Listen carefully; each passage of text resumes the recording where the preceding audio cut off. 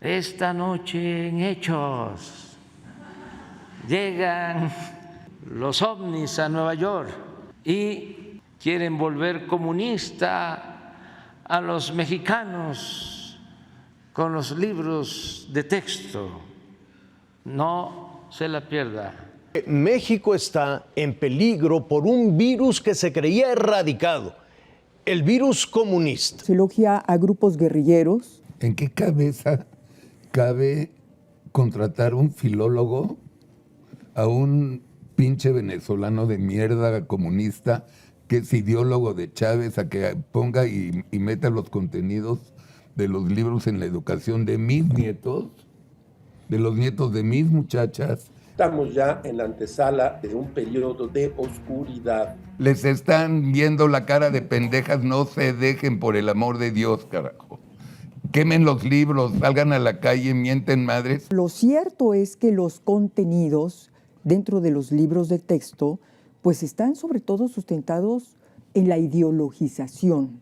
Se trata de imponer la visión del país que tiene el presidente de la República. Pues decirle a la gente que no hay nada que temer, no preocuparse, están muy bien hechos los libros por especialistas, pedagogos, pero sobre todo participaron maestras y maestros. Ya llegó el comunismo a México, busca el gobierno de Andrés Manuel López Obrador pues crear un conjunto de guerrilleros y comunistas en las aulas, ¿o será que hay una nueva escuela mexicana que busca sacudirse el neoliberalismo cultural a través de una educación crítica y humanista? Esto es En Re.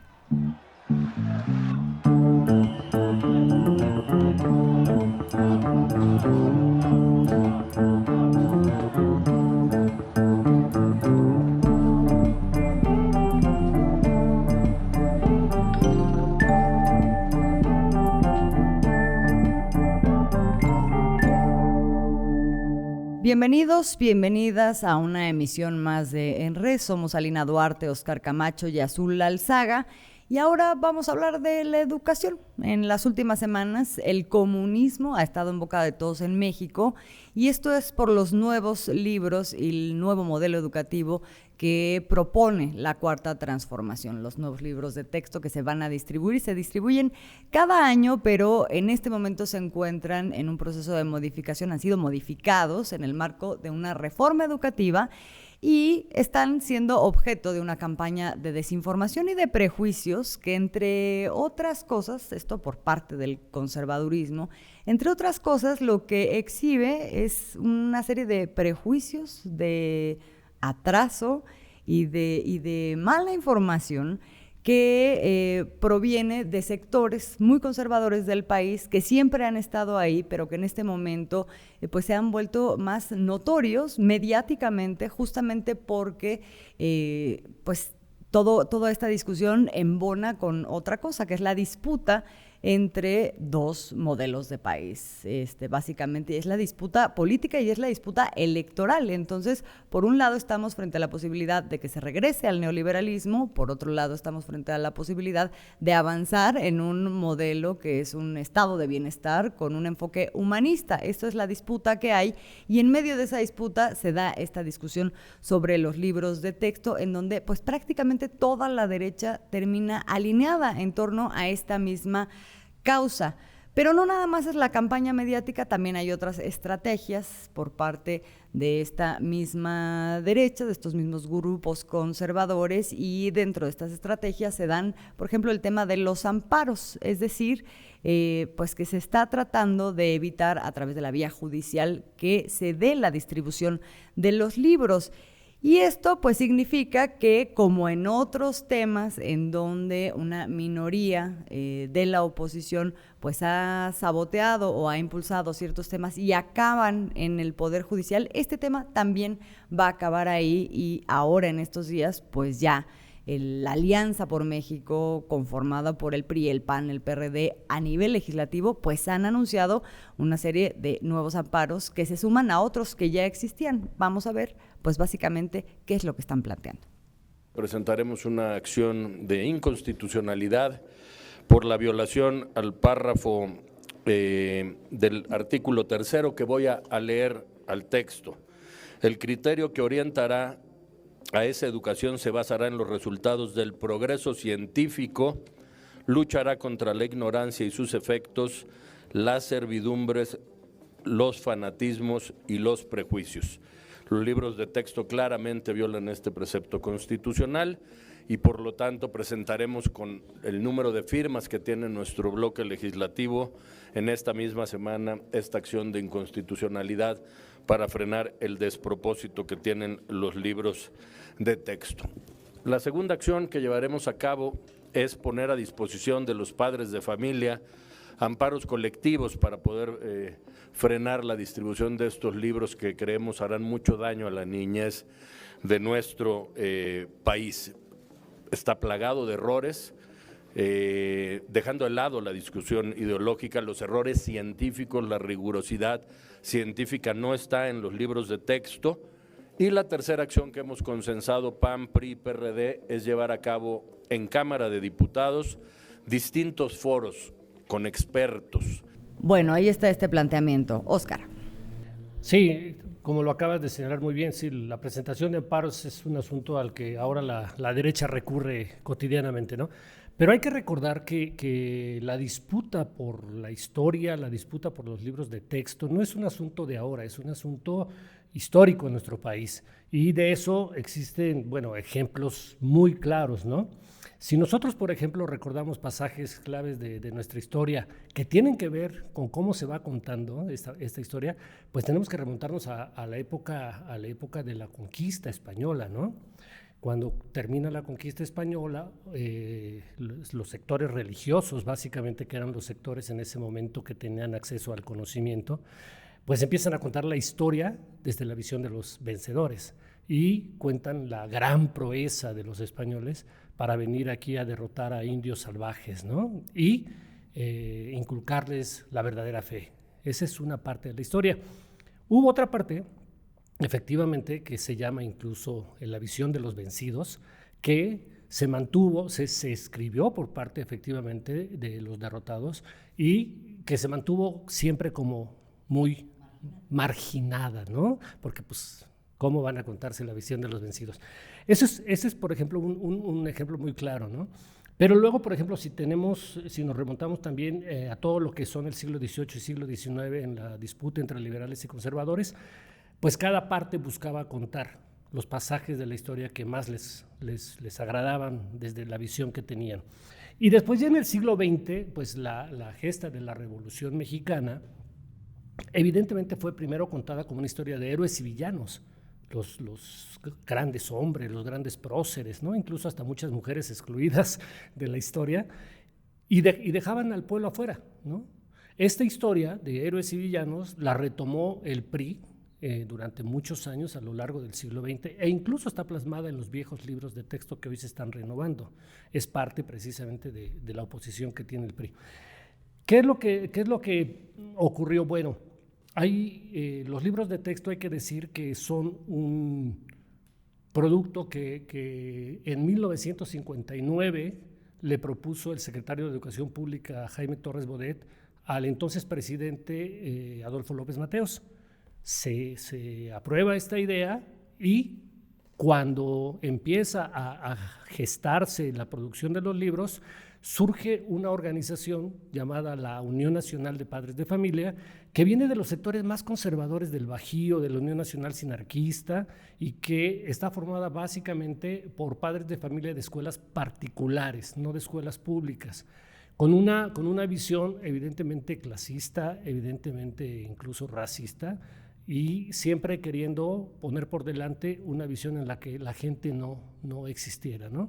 Y con el tema de la religión nada más. Y religiosa. Que creo que es importante ese elemento también, porque cuando se da la revolución, por primera vez se establece también una escuela que esté en manos del Estado y que sea laica, cuando antes siempre, o sea, es los sectores de poder económico alineados que fundamentalmente están relacionados con la Iglesia Católica. Claro, que estuvo plasmada en la Constitución del 17, una educación laica y gratuita, y popular, ¿no?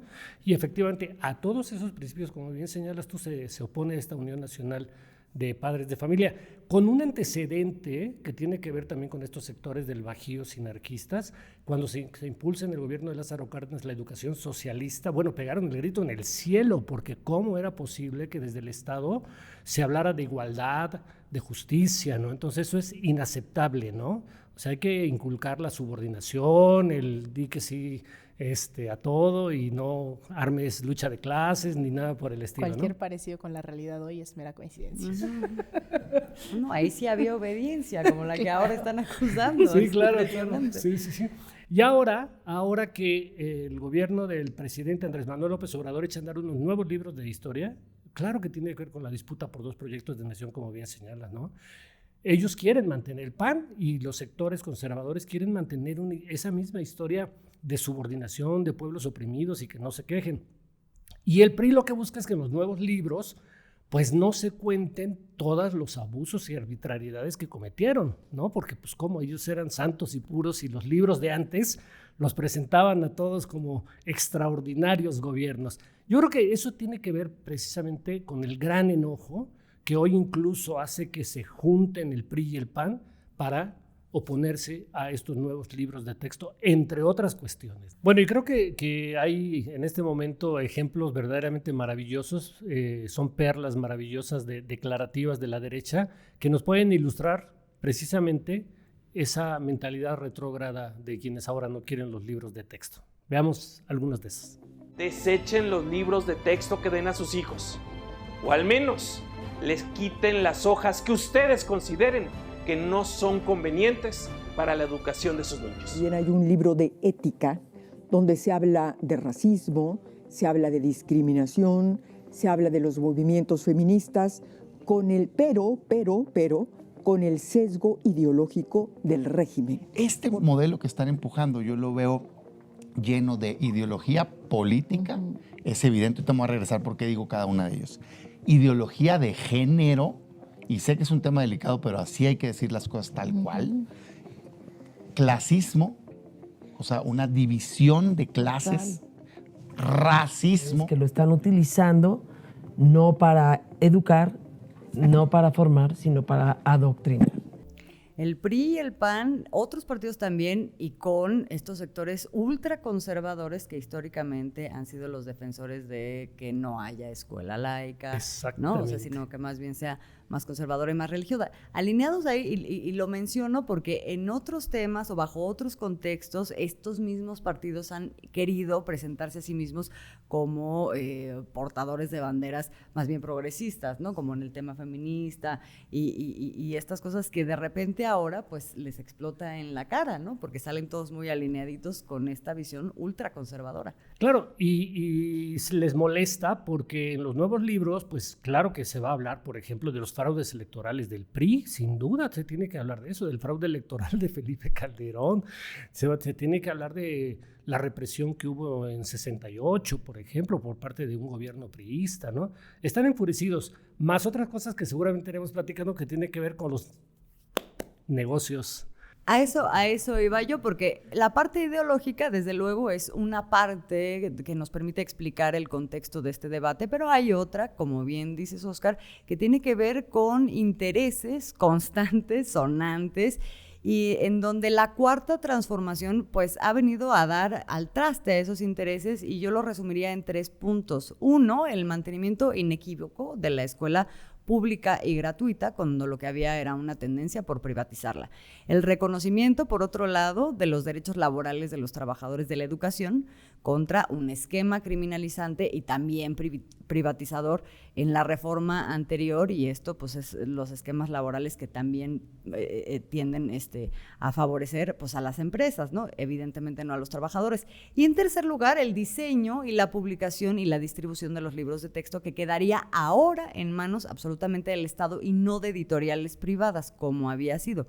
Este último punto ha generado muchísimo enojo y ahorita mismo le vamos a contar por qué.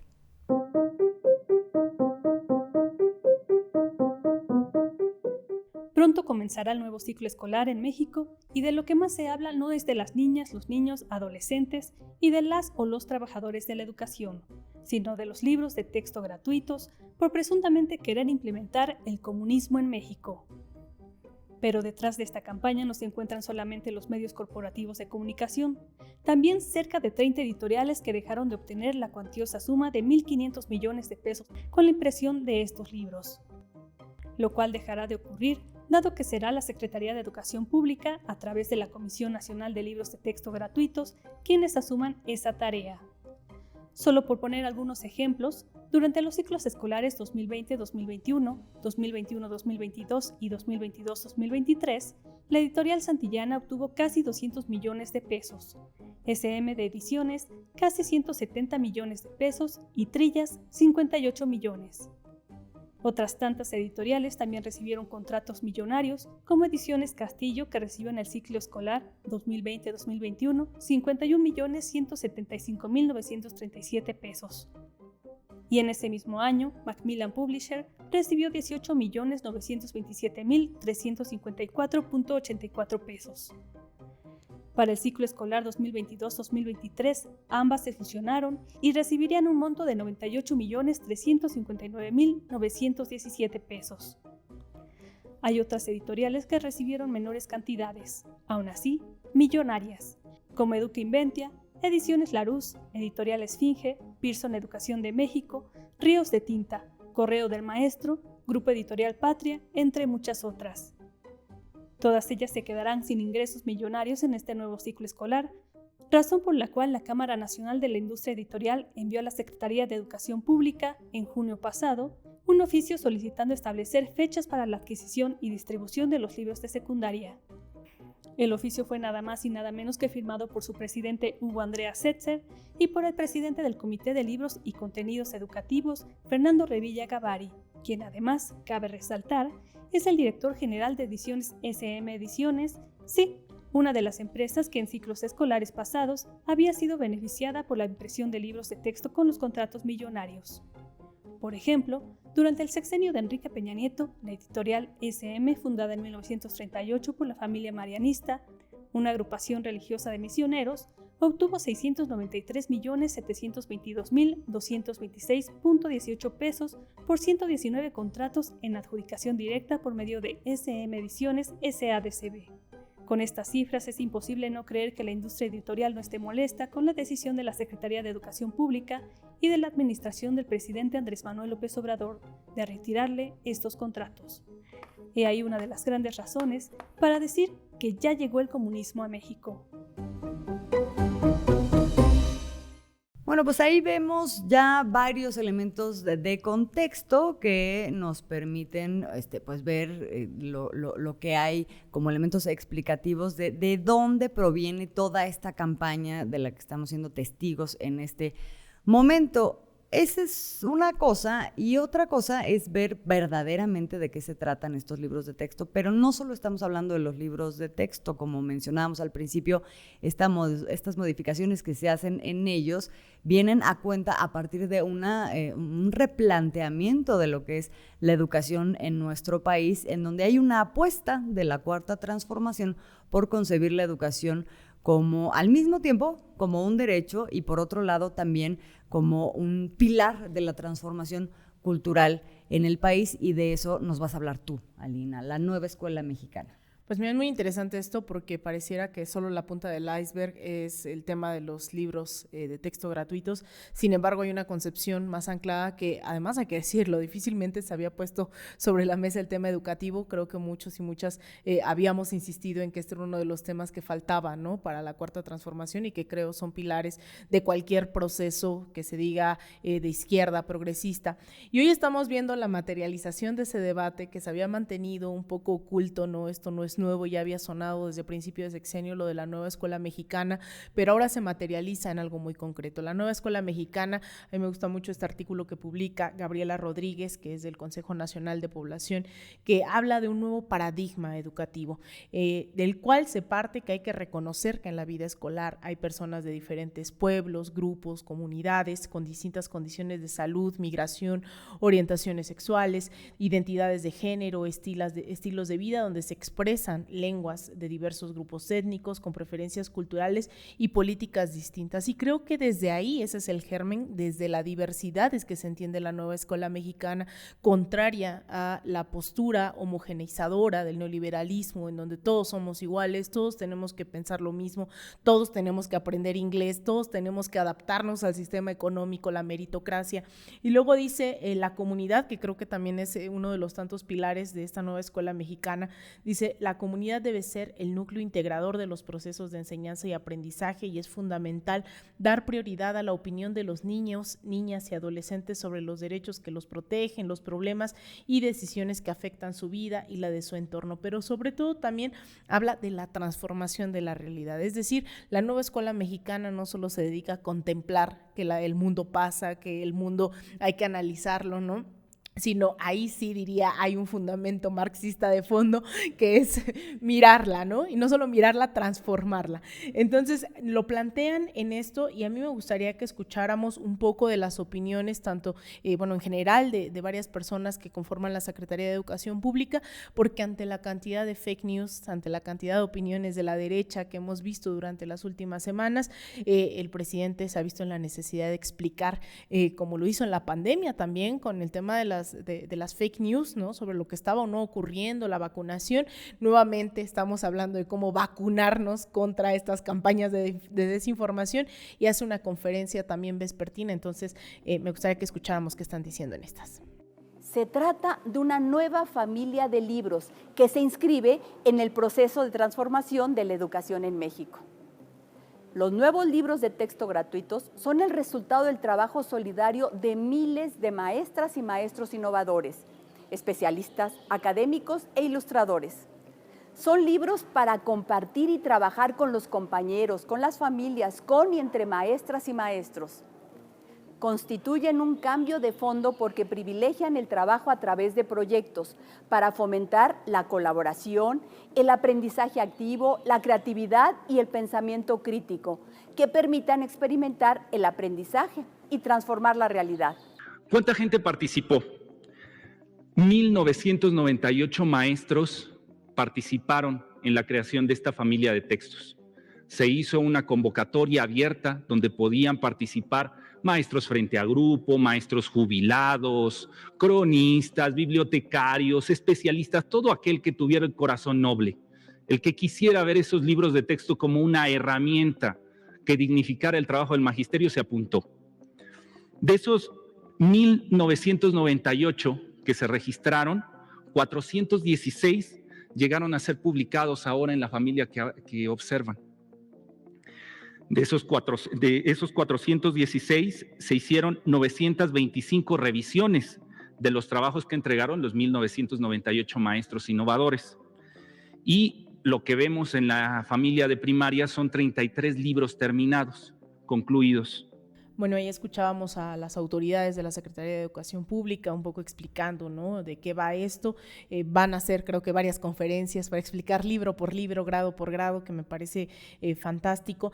Sin embargo, bueno, ahí vemos, se está planteando, y en los mismos libros de texto gratuitos se plantea que estos no son estáticos, ¿no?, que esto tiene que ver con lo dinámico, son simplemente herramientas de transmisión en las cuales se ofrece una propuesta teórica, metodológica, educativa, para que las y los profesores, las y los estudiantes se apropien, ¿no? Porque creo que esto es lo medular de esta pedagogía crítica que tanto están estigmatizando, que es una pedagogía liberadora, ¿no?, que parte de que no somos cubetas o recipientes que hay que llenar, sino que todos y todas sabemos algo, pero sabemos cosas diferentes.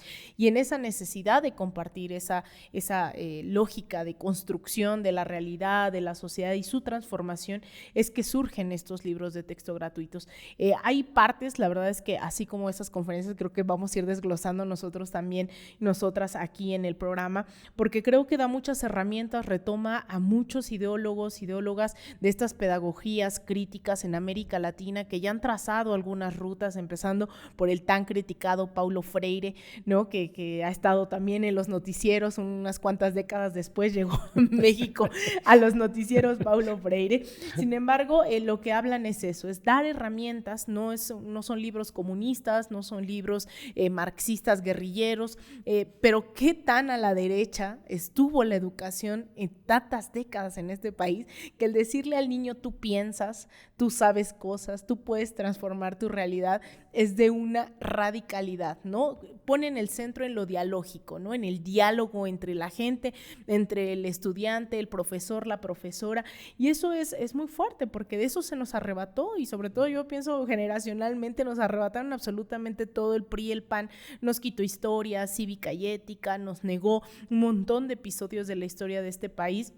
Entonces ahora se está poniendo sobre la mesa, sobre todo lo que dicen es pensar en los otros, y esto a mí me gustó mucho. En una parte de los libros que también conforman este paquete de libros de texto gratuito, se le da unos a los profesores y dice que la finalidad de estos libros es formar sujetos críticos, libres, autónomos y sensibles al dolor de la humanidad, sujetos que egresarán de las aulas para sembrar la tierra, innovar en la ciencia, promover la cultura, defender la democracia y sobre todo sonreír, pensar en los otros y el bienestar común, ¿no? Entonces yo creo que esto es pues increíble, ¿no? Pensar que estamos pues poniendo una semillita, porque también cerraría con eso, los libros no son el fin, ¿no? Son la herramienta para llegar a esa autonomía, a esa emancipación, y aquí lo están manejando los medios de comunicación como que si lo tocas te vuelves comunista, ¿no? Yo quisiera proponer para cerrar todo este tema, bueno, ya tenemos mucho, ¿no? En nuestro paquete, la posibilidad de ver el contexto y la posibilidad de ver de qué se trata esta propuesta. Me gustaría cerrar con un comentario de los dos sobre el hecho de que el mismo proceso para la creación de estos libros no es nada más que retomáramos a ciertos teóricos de la educación que tienen cierto perfil. El mismo proceso habla de una visión democratizadora de la educación, en donde participan, como estábamos viendo, pues un montón de pedagogos, de maestros, a los cuales nunca se les había tomado en cuenta. Eso por un lado. Y por el otro lado también la propia propuesta educativa, porque estaba viendo y me causa mucha gracia que de repente se ponen a contar la cantidad de páginas en las que aparecen las matemáticas y de repente dicen, son menos que antes, entonces están quitando las matemáticas de la educación. Y hay todo un replanteamiento de cómo se aborda el conocimiento con los niños, que deja de ser fragmentado para convertirse en una cosa integral, y en donde ellos relacionan además cada área del conocimiento con su propia realidad. Quisiera que me dieran un comentario sobre esto último y yo creo que con eso cerramos. Pues mira, yo creo que en esta transversalidad a mí me impresiona mucho, porque tiene que ver con la concepción misma del universo, del entorno de la sociedad.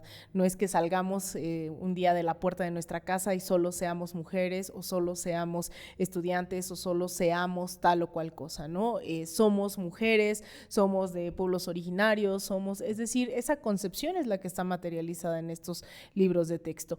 El hecho de transversalizar las matemáticas, cuando los niños y las niñas aprenden los números, un símbolo no te dice nada, pero sí te dice el tener 5 manzanas, ver las manzanas, problematizar y entender que el 5 representa la cantidad y no un símbolo, ¿no? Y eso es algo que pues evidentemente es un quiebre epistemológico, es un quiebre pedagógico, porque estamos muy acostumbradas y acostumbradas a lo que Paulo Freire llama como la educación bancaria, que es sentarte en un pupitre, se te presenta el profesor o profesora que todo lo sabe y que te va a empezar a decir cómo tienes que pensar, y a su vez ese profesor estaba formado dentro de la lógica bancaria del Fondo Monetario Internacional, del Banco de Desarrollo Interamericano, del Fondo Monetario Internacional. Es decir, todo eso era como una cadena, ¿no? Por parte de un modo de producción. Entonces, cuando a la gente, a los niños y a las niñas les dice, oye, tú tienes derecho, tú ya piensas, tú ya sabes, más bien vamos a compartir, vamos a construir y a transformar nuestra realidad, a mí eso me parece sumamente revolucionario y se entiende por qué la gente está enojada, porque son esos grupos que se beneficiaban de esa educación bancaria, porque necesitaban suministros para las empresas transnacionales, mano de obra barata, ¿no? Esa era la lógica de esa educación.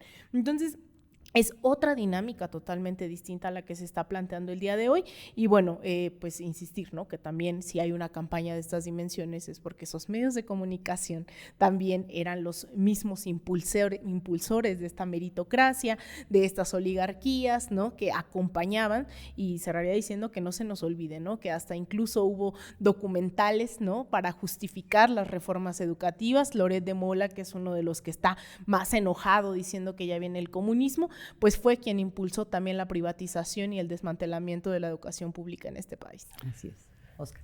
Yo me gustaría señalar dos cosas muy rápidas que seguramente las abordaremos en otro programa. Es que también se les quita un gran negocio de alrededor de 1.500 millones de pesos al año a alrededor de 22 empresas editoriales, de las cuales 4 se llevaban alrededor del 80% de esos 1.500 millones. Quitarles 1.500 millones a los sectores que hacían esos libros, los tiene enfurecidos, ¿no? En primer lugar. Luego, el ejemplo que tú dices me parece extraordinario. Creo que los libros de texto de la nueva escuela mexicana, voy a empezar por lo anterior. La vieja escuela mexicana le deformaba a personas para que se apropiaran de las 5 manzanas. ¿Cómo competían entre ellos para apropiarse de las 5 manzanas? La nueva escuela mexicana lo que les dice a los niños y a los jóvenes: aprende a sembrar las manzanas, aprende a cultivarlas y luego aprende cómo se distribuyen entre todos tus compañeros para que tengamos una sociedad más justa y más equitativa y más feliz. Creo que son 2 puntos que pueden ejemplificar las 2 diferencias entre los viejos libros de texto y los nuevos libros de texto. Y la verdad que es un tema que todavía da para mucho. Da para mucho porque además vamos a estar viendo la evolución de todas estas explicaciones y vamos a estar conociendo en tiempo real verdaderamente lo que es esta nueva propuesta educativa en México, pero bueno, ahí están los elementos sobre la mesa. Gracias Alina, Oscar, gracias a usted siempre por acompañarnos. Somos Alina Duarte, Oscar Camacho y Azul Alzaga. Y esto fue una nueva emisión de En Red. Síganos en nuestra red social de Raíz Media y nos vemos a la próxima. Thank you.